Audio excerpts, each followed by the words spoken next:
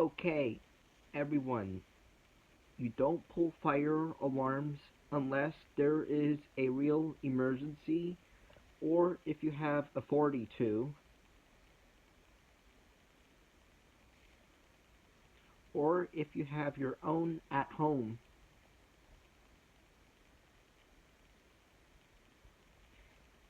because this is very dangerous and very illegal by the law, and especially if you are 18 years of age and older.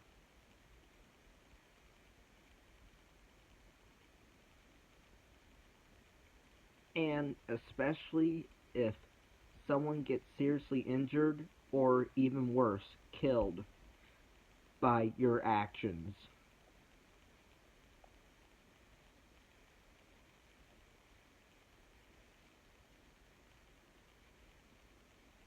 You can't joke with the fire alarm. When you pull a fire alarm, you are signaling that there is a fire in the building. And if you fake a fire alarm, people will get hurt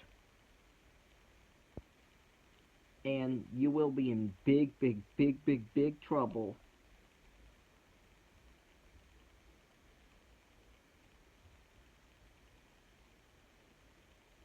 after that happened.